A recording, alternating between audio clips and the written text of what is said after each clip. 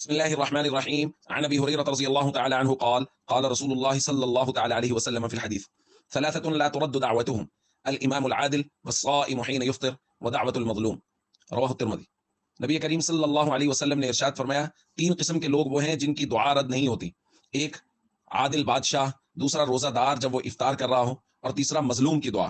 یرفعها فوق الغمام، اللہ تعالیٰ اس کو بادلوں کے اوپر اٹھا لیتے ہیں. وتفتح لها ابواب السماء، اس کے لیے آسمان کے دروازے کھل جاتے ہیں. ويقول الرب عز وجل، اللہ رب العزت فرماتے ہیں، وعزتی لانصرنک ولو بعد حین، میری عزت کی قسم میں تمہاری مدد ضرور کروں گا اگرچہ کچھ وقت کے بعد ہی کیوں نہ ہو.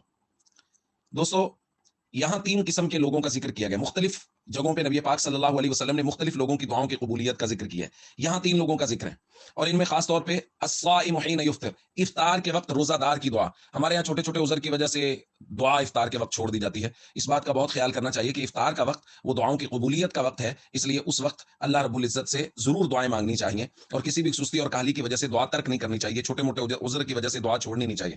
اسی طرح مظلوم کی دعا. ہمارے یہاں یہ ہوتا ہے کہ بسا اوقات ہم دعا مانگ رہے ہوتے ہیں، یا کوئی بھی مظلوم وہ دعا مانگ رہا ہوتا ہے، لیکن لگ یہ رہا ہوتا ہے کہ دعا قبول نہیں ہو رہی.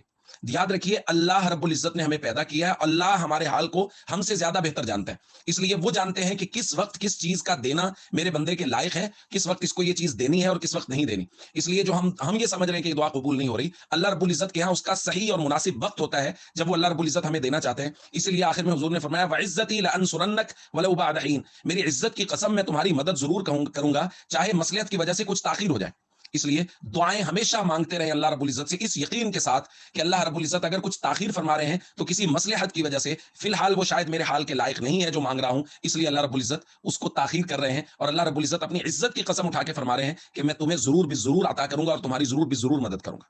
السلام علیکم ورحمۃ اللہ وبرکاتہ.